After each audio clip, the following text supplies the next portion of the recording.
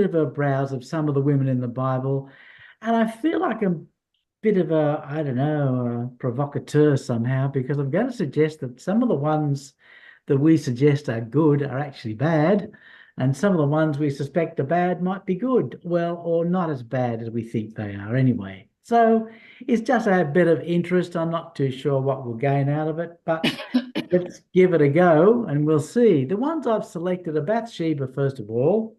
We'll have a look at her and see what, if you trace through enough of the background, we'll see that there's probably a lot more to this story than meets the eye. Mrs. Potiphar, I have talked about her before when we did Gems in Genesis, but I'll still review that because I feel a bit sorry for her. I think everybody condemns her. Well, it's no doubt what she did was wrong, but I think there's a reason behind it. Then we'll have a look at Noadiah, and you probably think, who the heck is that? Well, I don't blame you because she only appears in one verse, in one sentence, in one verse. But maybe there's a big story behind her. And then there's the Ephah girl. She doesn't have a name. She's a vision that appears, and she's sitting in a basket. It's been called one of the most enigmatic of all Bible prophecies. So we'll have a bit of a look at her and find out whether she's a wicked girl or whether she's not a wicked girl. A bit hard to tell when it's not a real person, but we'll sort of find out. Okay, first of all, I want to say just a couple of words about women and their place in the world. And I've got this little heading: women have been the most abused class of humans in the history of mankind. I think right from the very start of mankind, women have been abused. Got a little picture there of a girl being dragged by her hair into a cave by a caveman who's obviously hit her on the head with a club. And that is a cartoon way of epitomizing, I guess, the relationships that existed for the most, I guess, the most of the human race. Women were just the servants or the playthings of men, and it's been that way for almost always. And it's one of the most terrible things, I think. We look at slavery and we say that's terrible, but it is nothing compared to the abuse that women have suffered. And if you look around the world today, you'll find that there are countries where women have got no rights at all. All of the Arabic countries, they have to ask permission of their male partners to leave the house. They're not allowed to drive. They're not allowed to talk to other men, etc. And you look through Africa, the number of women that are abused, raped, and just unbelievable abuse poured upon them. Same in South America and in many parts even of Europe. We look at Europe, but Eastern Europe, women are treated just like slaves. And it's something which I think is absolutely mind-bogglingly awful. And I so look forward to the time when Jesus will come and will rectify it. And you ask the reason why. Why is that so? Why have women been so abused? And it looks to me that there's two main reasons. I'm sure there are lots of reasons, but the first one is that they are biologically tied to childbirth. Is there three lines there, Robin? Can I ask you to press your space bar down? Are there three lines of type there? Yes, the first one says physically weaker. Yeah, thank you. Yeah, I've got a banner saying this meeting is being recorded and I can't move it. I should remember that because it happens to me every time. Women are physically weaker, and that basically sets the pattern. That's why the caveman bangs her on the head with a club and drags her into the cave. It's because women are weaker. It's why the Arab men have the power over the women that they do have. And we live in an age where young girls are still murdered because of honor killings, because the parents don't like what they do. I mean, it's just mind-boggling. But it's basically because women are physically weaker. Leaving myself out of that equation. I'm sure there's a few women could bash me up. However, the other problem is they're biologically tied to childbirth. Clearly, when it comes to things like careers and developing businesses, etc., women do find it more difficult because they are the ones that have the children and generally are the ones who want to stay and nurture the child. And they're still seeking equality today. If you look back through history, you'll find there are very, very few women in positions of power. How many women prime ministers has Australia had? One. How many female prime ministers has England had? Well, three, if you count poor old Theresa May and Liz Truss. But they were only put in because no man wanted the job because they knew they're going to lose the next election. And it was as simple as that. There was only one real leader, and that was Margaret Thatcher. How many leaders have there been of Germany? Well, only Dr. Merkel, only one, no others. How many leaders have been in India? Only one, Indira Gandhi. How many of Indonesia? Only one. What's her name? Sukarno Putri, Megawati Sukarno Putri. She was the leader of Indonesia. Women have got no role in leadership almost worldwide. Some small places, yes, but not much. But they are still seeking equality today. And in that process, I think we're probably living in a fairly interesting era since about the late 1800s. Was that when the suffragette movement started? I can't recall exactly, but I think probably late 1800s through the early 1900s, the women were seeking the vote. Finally granted it first in New Zealand. New Zealand was the first country to give women the vote, and so it's grown from there. But something curious happened in the last, I don't know, 30, 40 years. There's been the growth of feminism from the 1960s, I guess, maybe earlier than that, I don't know, but still sort of gaining ground until we finally came to what we call the Me Too movement. And if you can remember what that is, about, I don't know how long ago was it, 10, 15, 20 years ago, it came out that there was a lot of sexual abuse of women in the acting and Hollywood area because of a guy called Harvey Weinstein. If you can recall that guy, he's in jail now because he was convicted of raping a number of women. But there were some horrible background stories to that as well. But what that did was to spawn a group that started in America, I think, but has spread pretty much throughout Europe and Australia as well, which is called the Me Too movement. And the Me Too movement means all the abuse that happened to those women in Hollywood also happened to me if I was a woman. And many, many women came out of the woodwork saying that I also been abused. And this sort of grew in the last, I guess, last 20 or 30 years, so that people now are almost looking for something to prove that they were abused. Then you got the, what's his name, Jeffrey Epstein business coming up as well, and that's all piling on top. And so what tends to happen, and here I am making a guess here, and I could be right or I could be wrong, but I think that tends to invade our thinking as well. And we find it hard to look at a woman in the Bible and to find that they aren't the nice people that we might have thought they were, that they were just as evil as the men. So I only say this as a background because when I'm going to talk about people like Bathsheba, I will be saying that no, they're not innocent, that in fact they were right into it, just the same as the men were. So we'll have a look at it and we'll see. And as I said, I think we get influenced by the Me Too movement. And sometimes I think that we've got to break ourselves out of that and look as honestly as we can at some of these stories. So let's have a look at Bathsheba first. And we'll see what we can find out about that. It's got to move my tiles every time I put up a new screen. I've got something I can't see. Okay, 2 Samuel 13. David sees, he's walking on the top of his palace and he looks down and he sees a woman bathing and he sends his men down there and they come back and they say, well, look, is this not Bathsheba, the daughter of Eliam, the wife of Uriah the Hittite? So the first thing we find out is that she is just a housewife, and we automatically sort of think that therefore there's a huge power imbalance between her and David. That's just not true. She was enormously powerful. I would even go as far as to say that she was almost more powerful than David. David lost his throne over her. David lost his kingdom. David was kicked out of Jerusalem and completely lost his kingdom because of Bathsheba. She was immensely powerful. Okay, let's have a look at how that comes about. If you go to, I can't read the top line again. Can somebody press your... 2 Samuel 23. Thank you. Okay, we've got Eliam, the son of Ahithophel, the Gilonite, and Uriah the Hittite, 37 in all. This is describing David's Praetorian Guard. This chapter describes all of the people that are called the famous three, then the next famous three, who are not quite as famous as the first three, then the famous 30. So there's all of these people, 37 in all. If you add up the famous three and the famous second three and the famous 30, I get 36.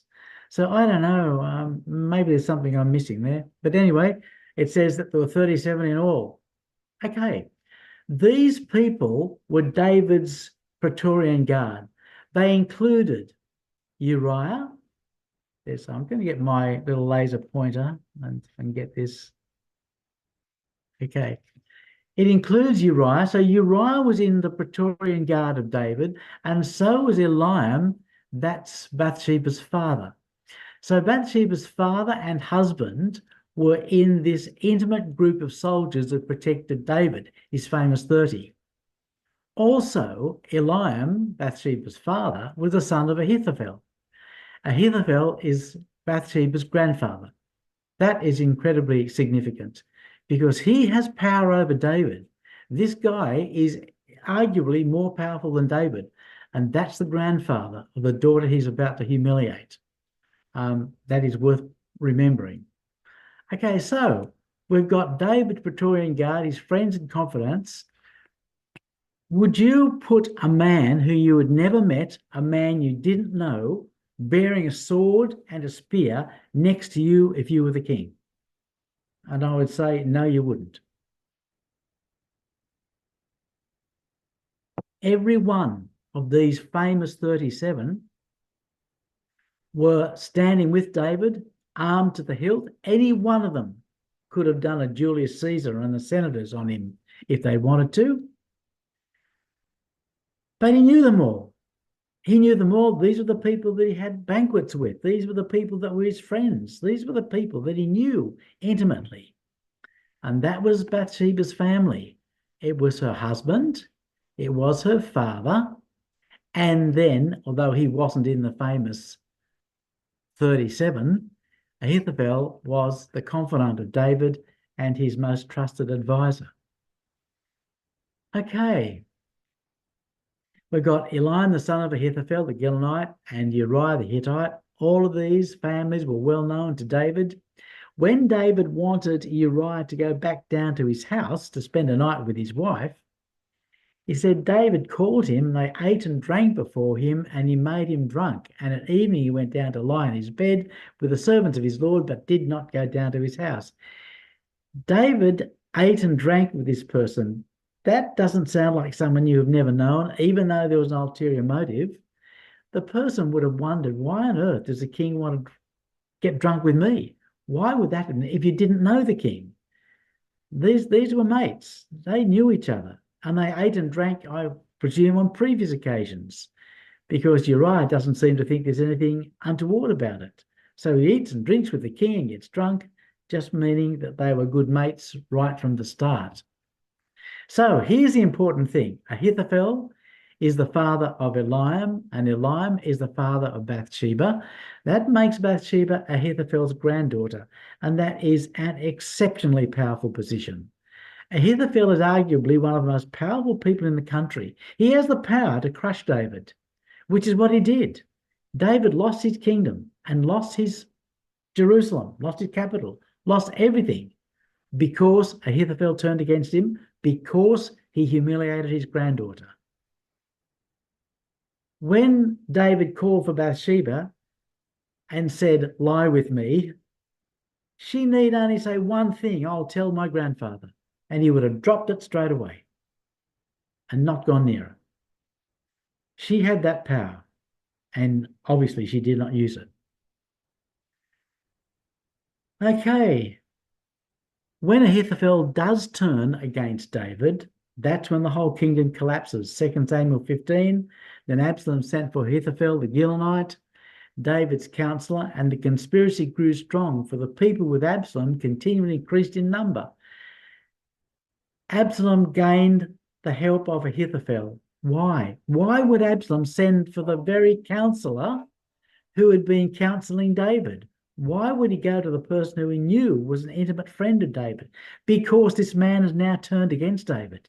He's turned against him because of the humiliation of his granddaughter. That's the power that that family had over David. Let's see what David thought of the situation. Verse 31, then someone told David, saying, Ahithophel is among the conspirators with Absalom. David was terrified. He said, "Oh Lord, I pray, turn the counsel of Ahithophel into foolishness." The counsel of Ahithophel was something precious to David. That was something he could not replace. So praise to God, please don't let him give the wise counsel that he once gave to me. And this is Bathsheba's grandfather. And why did he turn? Why did Ahithophel turn against David? Because of what he had done to his granddaughter. Had the granddaughter mentioned that before the event, had she said to Ahithophel, look, David's putting a hard word on me, Ahithophel would have just taken David to pieces. Would have started the rebellion right there and then. So Absalom said to Ahithophel, what advice would you give me? Give me advice. What should we do? And this is what Ahithophel says, and this is really, really meaningful. Go with your father's concubines, whom he has left to keep the house, and all Israel will hear that you are abhorred by your father. So they pitched a tent for Absalom on the top of the house, and Absalom went to his father's concubines in the sight of all Israel. Where did this happen? It happened on the very roof where David had looked down at Ahithophel's granddaughter. It happened in the very place where the granddaughter had been humiliated. Ahithophel says, pay him back. Take all of his concubines, put them on the same roof where he had walked, have sex with them in front of all of Israel, and then you'll be despised. And that caused the people to leave. Why did the people leave David? Why did they turn against him? They loved him. They learned the story. They found out what he had done. How important was the advice of Ahithophel? Verse 23, now the advice of Ahithophel, which he gave in those days, was if one had inquired of the oracle of God. So was all the advice of Ahithophel both to David and to Absalom. He was so powerful that it was like inquiring at the oracle of God. It was like asking a prophet for God's blessing or for God's direction. That's how powerful Ahithophel was. And this was the grandfather of Bathsheba. Bathsheba was terribly powerful. Now, the king was on the roof and he looked down at Bathsheba's house. If you look down at the houses surrounding the palace, I would say that it would be fairly obvious that the people were not the servants and the lowest of the low. They would have been the people who knew the king. I mean, he's within eyesight. He's looking down on the houses right next to the palace. These were the people that were the well-to-do of the society. They were the ones who were in close contact with the king. It's the same today. I presume Prince Charles, when he walks around Buckingham Palace, doesn't look down on slums when he looks out the window. And that's what it would have been like for David. He looked down on the people that were his friends, his neighbors, the people that knew him. That was Bathsheba and her husband. And the next thing, just imagine that it really was true, that Bathsheba was weak and she wouldn't be able to do anything. Would she be able to refuse a king? Would she be able to say to a king, no, I'm not going to do what you ask? Well, let's see what happens if you refuse a king. We go to King Ahab, who was a much, much more evil king than David was, a much more bloodthirsty king, a much more murderous king who would kill the prophets of the Lord. And Naboth said to Ahab, the Lord forbid that I should give the inheritance of my father to you. And Abraham went into his house sullen, displeased, because of the word which Naboth the Jezreelite had spoken to him. And he lay down on his bed, turned away his face, and would eat no food. That's what the king does if you refuse him. He sulks. It wasn't true that the king would say, I'm going to chop your head off or whatever. That's the Queen of Hearts. The king doesn't do that. The king just said, oh, well, okay, you've said no. What can I do? And you might say, well, the rest of the story goes on that Naboth was killed. But hang on, how was he killed? Does Jezebel decide to go and kill him? Jezebel, the most evil force probably in the history of Israel, except for Athaliah, her daughter, what does she do?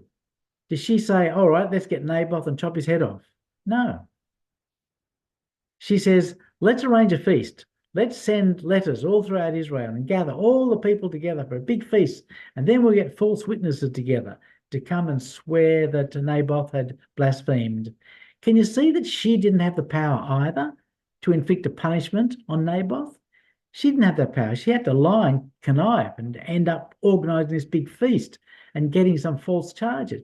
They didn't have the power to just punish someone because they didn't like that person. What happens if you said no to the king of Persia? What happened if you said no to the most powerful king on earth at that time? Queen Vashti refused to come at the king's command brought by his eunuchs. Therefore, the king was furious, and his anger burned against him, or within him. Then the king said to the wise men who understood the times, what shall we do to Queen Vashti according to law, because she did not obey the command of the king? What do you do with a queen who refuses to obey the king? What do you do with someone who, in front of all of those powerful people and governors and satraps of the land, what do you do to a woman who says no to the king? Well, nothing much. What happens is they went out, these men came in and said, look, you'd better do something, because otherwise every wife in the land is going to say no to her husband. So what do? They demoted her down the harem. That's all. She got demoted, maybe got 100 wives, and she got demoted to number 100. She didn't come into his presence anymore. That was it. So this idea that a person cannot refuse is just simply not true. And here's the last one. What happens if you are confronted with someone who has the power over your life or death? What do you do if someone does have that power and you have to deny your God? Shadrach, Meshach, and Abednego answered and said to the king, O Nebuchadnezzar, we have no need to answer you in this matter. If that is the case, our God whom we serve is able to deliver us from the burning fiery furnace, and he will deliver us from your hand, O king. But if not, let it be known to you, O king, that we will not serve your gods, nor will we worship the gold image which you have set up. This is the cry of every believer who has come up against the case of possible death for their beliefs. How many Christians have been burned at the stake? Tens of thousands. How many have been thrown to wild animals, or even worse, the tortures that were inflicted on the Christians in the 2nd century AD by the Jewish people? The Jews themselves inflicted these terrible tortures on the Christians. It was in the time of the Bar Kokhba rebellion, and the rebels conscripted every man to go into battle and to fight against the Romans, and the Christians wouldn't go. And so the favourite torture was to flay them. They were pegged out and had their skin cut off them while they were still alive, and then had salt water thrown on them. That's what happened to people who stood up for God. So I'm sorry, don't tell me Bathsheba couldn't. Of all we've looked at, she had the power of Ahithophel. She had the power over David to destroy his kingdom. And even if she didn't, there is no excuse for saying, I will turn my back on God. Okay, that's Bathsheba finished.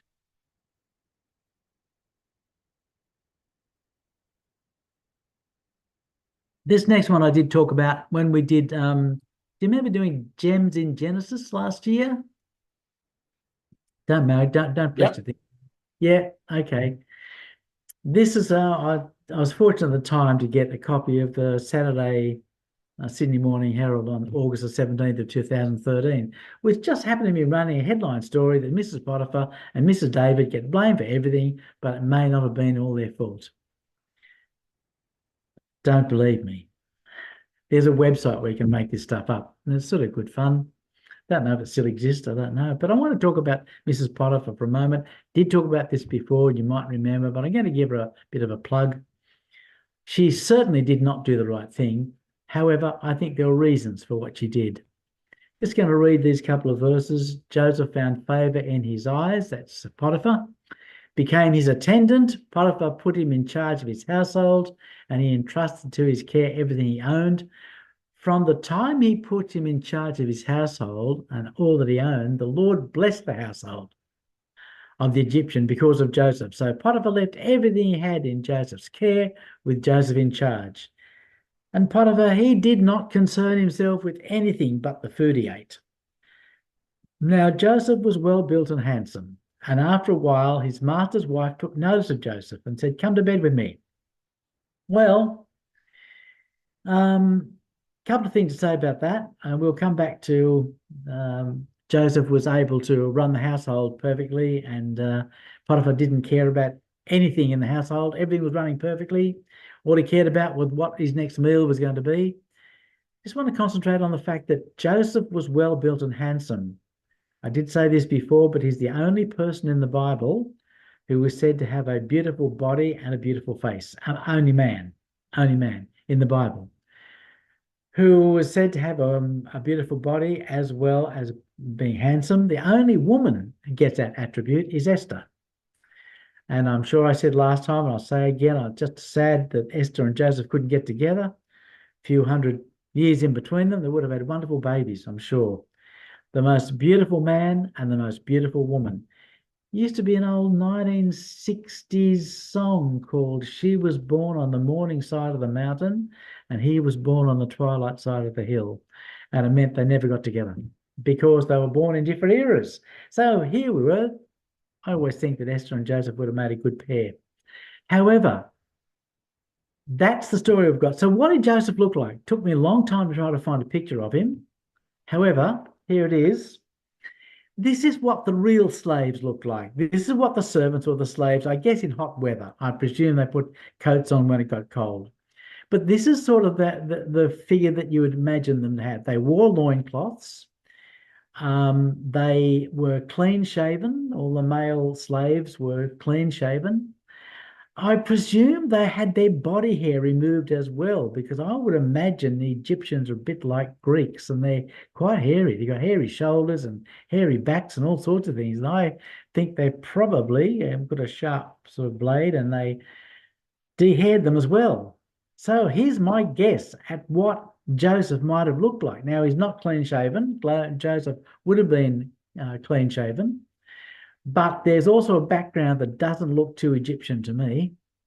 But apart from that, this is what he might look. He's wearing a loincloth. This is what it looks like. He's reading the plans of today's work. How long do you think it would have taken Mrs. Potiphar to notice this guy?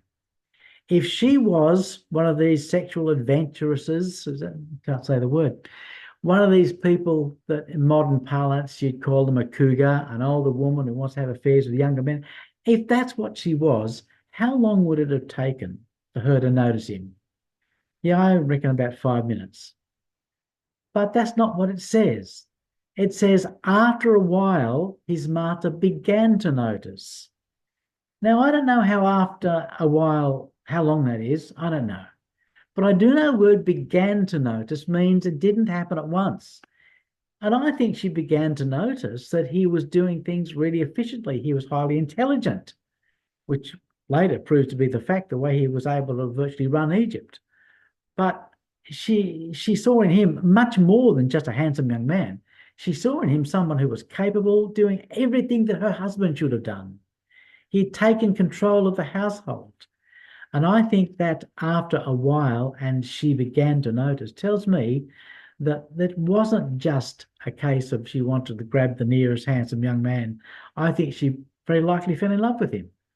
And whereas I'm not justifying what she did, I am saying that maybe the real culprit of this story is not her, but her husband. And I think there's a lesson for all of us to take care of our spouse and to make sure that we spend time enhancing our relationship, etc. And I got a picture of Potiphar. It was hard to get, but this is how at least I imagine him to be. And I reckon he just sat there eating takeaway pizzas and watching Netflix. And that was his life. And to me, I do blame her for what she did, and I think that was wrong what she did. But I think that she probably had a pretty miserable life with her husband.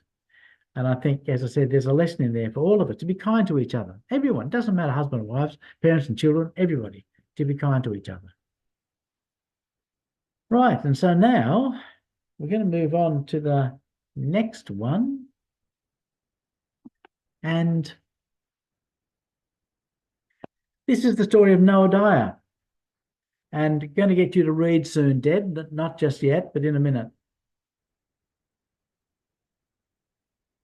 This is in the days of Nehemiah. Nehemiah had gone through, we know he'd built up the walls of Jerusalem, etc. And he had banished all of the people who were not pure Hebrew in their lineage. And he prays here to say, my God, remember Tobiah and Sanballat. They were two of the, what we would now call Samaritans, but people who were willing to help, but the help was refused. Remember them according to their works, and the prophetess Noadiah and the rest of the prophets who have made me afraid. Right, we have a picture here of Noadiah. We know nothing about her, but she seems to be the leader of the pack. It seems that she's the only one named, and then it says the rest of the prophets. So maybe she's the spearhead. She's the one that comes up to Nehemiah and says, hey guys, you are not doing the right thing. And the other prophets also are testifying. Okay, well, who were the other prophets? Who were the rest of them? As far as we know, as far as we have recorded, during this period, there's only one prophet, and that was Malachi. So what does Malachi have to say about the situation? First thing is that Malachi is not a name. It might be, I shouldn't say it's not.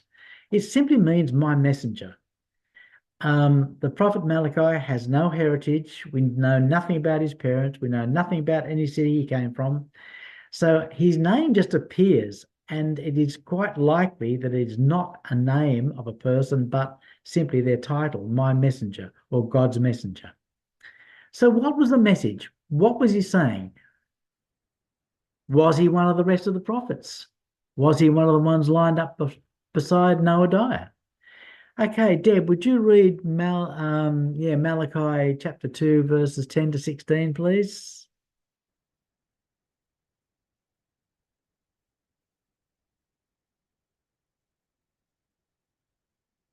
Hello? Yeah. Hello, we have Malachi chapter 2, verses 10 to 16. Yes, thanks. Don't we all have one Father? Hasn't one God created us? Why do we deal treacherously, every man against his brother, profaning the covenant of our fathers? Judah has dwelt treacherously, and abomination is committed in Israel and Jerusalem, for Judah has profaned the holiness of Yahweh, which he loves, and has married the daughters of a foreign god. May Yahweh cut off out of the tents of Jacob the man who does this, and his descendants. May he not offer an offering to Yahweh of armies. This again you do. You cover the altar of Yahweh with tears, with weeping and with sighing, because he doesn't regard the offering anymore, neither receives it with goodwill at your hand. Yet you say, why?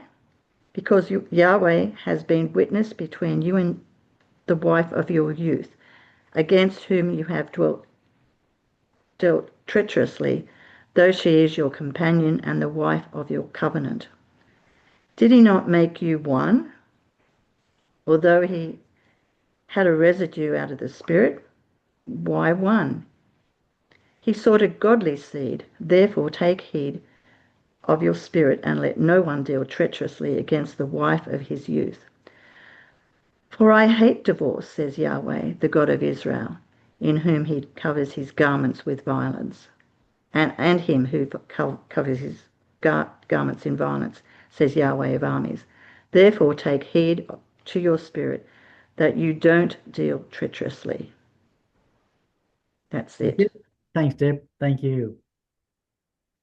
What was happening at the time was that Nehemiah and Ezra had combined together to tell all of the people of Judah, or well, there were some other tribes as well, but to tell all the Hebrews that they should divorce their foreign wives. They had married Moabite women and Ammonite women in particular, and they were instructed by Nehemiah to make sure they divorced their wives and to separate them because they were not of the holy people. Now, when you read these words in Malachi, it looks like he's talking about a divorce, and we wonder about what divorce that was. Well, there's only one divorce going on. It was the divorcing of the foreign wives. It was the divorcing of the Moabites and the divorcing of the Ammonites, of those women. And the condemnation of Malachi was, why are you divorcing the wife of your youth? Why are you divorcing those you have taken to be your wife, those who have shared vows with you? Why are you turning against them? This is an evil. God hates divorce.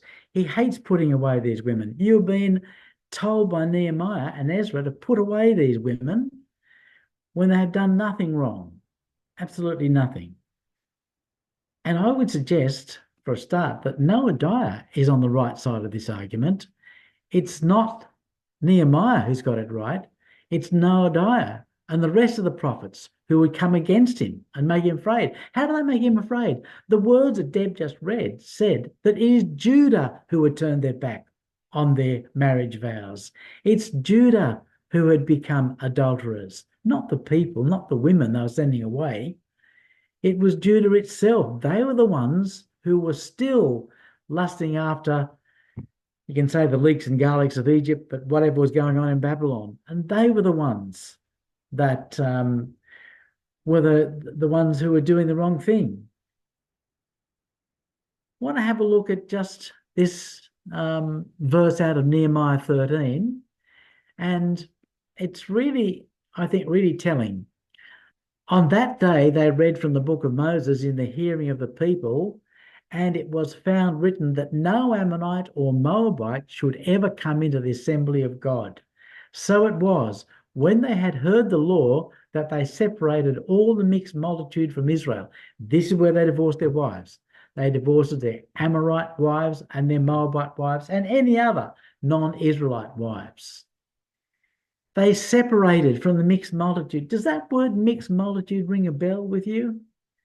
Do you remember that word being used before, back in Exodus? When the Jews left, shouldn't call them Jews, when Israel left Egypt, a great mixed multitude came with them. What did God say? Separate them, get rid of them, send them back. No, he said keep them. This mixed multitude, welcome them in. Welcome them to be a part of Israel, so long as they keep the law, keep the Torah, keep the Sabbath, keep the circumcision, keep the rules of Israel, but welcome them in. That very phrase, mixed multitude, God said, accept the mixed multitude, accept them in. And here's Nehemiah saying, separate them, throw them out. You know that Ezra and Nehemiah would have thrown out Ruth because Ruth was a Moabite. They would have banned her from Israel. That would have stopped the line of David and would have stopped the line of Jesus Christ if they'd had their way. And Noadiah, I suspect, was the leader of this group, trying to preach that this putting away of these people was evil, was against what God wanted. Okay, so let's ask a couple of questions. Maybe the divorce that was going on was not the divorce of these foreign women. Maybe the Israelite men divorced their Israelite wives to marry the foreign women. Maybe the Israelite men all had their nice little Jewish wives, and then suddenly they decided to see that the Moab girls and the Amorite girls were good looking, and they decided to divorce their Israelite wives. So I asked AI, did the Israelite men divorce Israelite women to marry the foreign women? Book of Ezra and Nehemiah explicitly describes Israelite men sending away or divorcing their foreign wives, but there is no textual evidence that they first divorced Israelite wives in order to marry the foreign wives. The biblical text only states that they had married foreign women. They do not say they had abandoned Israelite wives to do so.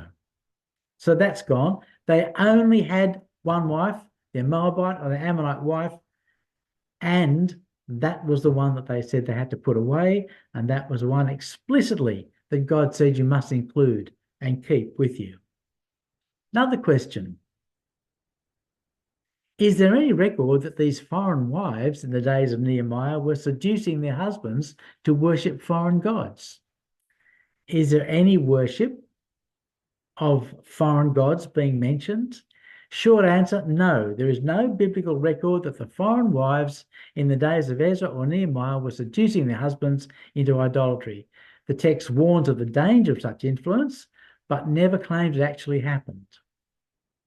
Okay, so there was no reason to divorce these people. And so we get left with the story of Noadiah being the one who stood up against this evil and the one who said that this was not the right thing to do. I'm going to have a small, a bit of a guess here that maybe if Noadiah was the leader of the prophets, I wonder whether she was Malachi. I must say, a lot of the material I'm giving you tonight about Noadiah, I got from Robin's blog. I don't normally sort of give a comment about whose material I've used. You listen to the stuff I've said, you'll hear echoes of Ted Russell and Graham Bacon and Steve Cook and everything. But I got most of this material from Robin's blog, and I really suggest that it's well worth any of you reading it. Maybe she was Malachi. Maybe she was the servant. I don't know. But I can certainly see they're both on the same page. Both her and Malachi were saying, do not divorce your foreign wives and send them away. Treat them like the mixed multitude that came out in Exodus. Love them, include them. And there are lots of other things that were happening at the same time too, which might come up in the next slide. This again, I think thanks to Robin for the picture. Robin's the artist, not me. I wrote a little book. It's a little novella. It's about 45 or 50 pages long. It's set in the days of Ezra and Nehemiah. And if anybody would like a copy, you're most welcome to ask, and I'll give you one. Or if you want to email me, I can give you the email link, the link to my blog, and it's on the blog. So each of the chapters is there on the blog, and it basically tells a story of what was happening in the days of Ezra through a couple of people, fictitious characters that I've made up. But it also includes a lot of facts that we don't often know. Tobias and Sanballat were excluded by the hardliners like Ezra and Nehemiah. They were sent away. But they didn't disappear. They went back up to Samaria, and there they built another temple to Yahweh. It's something that we don't realize. The one temple that was built in Jerusalem was only one of three. There were three temples to Yahweh built, one in Jerusalem, one up in Samaria, up at Mount Gerizim, and also one in Egypt. There was a temple to Yahweh built in Elephantine. It's an island in the Nile Delta. That was where the Jewish people went when they were running away from the Babylonian invasion. A lot of them went to Egypt, and that's where poor old Jeremiah ended up against his will. He went up in Egypt as well. And there they built another temple to Yahweh.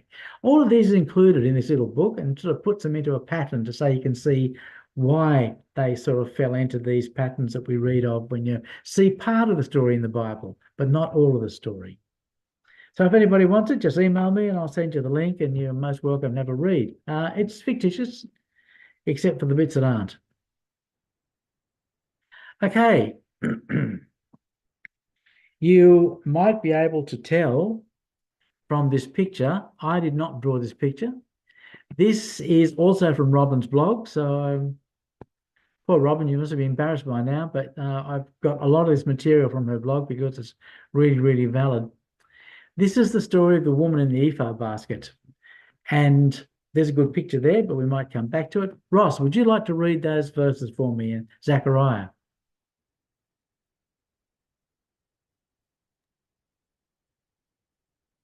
When the angel who was speaking to me came forward and said to me, "Look up and see what this is that is appearing." I asked, "What is it?" He replied, "It is a measuring basket." And he added, "This is the iniquity of the people throughout the land." Then the cover of lead was raised, and there in the basket sat a woman. He said, "This is wickedness. And he pushed her back into the basket and pushed the lead cover down over its mouth. Then I looked up, and there before me were two women with the wind in their wings. They had wings like those of a stork, and they lifted up the basket between heaven and earth. Where are they taking the basket? I asked the angel who was speaking with me. He replied, to the country of Babylonia, to build a house for it. When it is ready, the basket will be set there in its place. Thanks, Ross. Thank you very much. Okay. This is the story. Remember, Zechariah was a prophet a little bit before Malachi. He would have been more about the time of Zerubbabel and the building of the temple. But it's a prophecy to the people of Jerusalem, and it's a prophecy to the people that have come back out of the dispersion, first of all into Babylon, then into Persia. And the prophecy says that these people are evil. These people that we know were being governed by people like Zerubbabel and Ezra and Nehemiah. The people's hearts had not changed. They were still evil. And here he goes and he gives this rather weird prophecy. And again, I've got this interpretation from Robin's blog. So if it's wrong, blame her. Okay, now have a look at what it says. The woman is inside a basket. Might go back. And here's the picture. The woman is put inside an ephah basket. And then she's taken to the land of Shinar. And you might look at it and say, well, how can I make any sense out of that? First of all, just have a look through the rest of the Bible. This ephah basket is a measuring basket. It measures dry substances like flour or wheat. It doesn't measure liquids like oil or wine, etc. So it's a basket which is a measurement basket. So the first thing you can see, and this is only going to be a rough outline, the first thing you see is it's talking about measurement. And measurement, well, you look back through the Bible and you say, where can I go to find out a place where there's a meaning for measurement? And probably in the book of Daniel is a perfect place to go. When the hand wrote on the wall, it wrote, Mene, Mene, Tekel, Parsin. That was a list of measurements. It says you have been measured, judged, and found wanting. That's what measurement means. It means you've been judged. A measurement is a judgment. You find it all the way through the Bible. Revelation 11, a man with a measuring rod comes to measure the temple, etc. It's judgment. So here's this woman, and she's inside a judgment bowl or basket. Who is the woman? Look all the way through the Bible. What is the most common symbol represented by a woman? What is the thing most commonly represented by a woman all the way through the Bible? It's Israel. Israel was the wife, the errant wife, the wife that abandoned her husband. She was the one that was always charged with committing adulteries. Read Jeremiah, read Hosea. They're always judging this woman, Israel. And when I say Israel, I mean both Israel and Judah, both of them together. So here's this woman, Israel, in judgment, being taken off and taken back to the plain of Shinar. Right, why is she going with two women that have got stork's wings? Well, I can only guess a little bit about it, I guess, but storks were unclean birds. They haven't got the wings of a dove or the wings of a pigeon. They've got stork wings.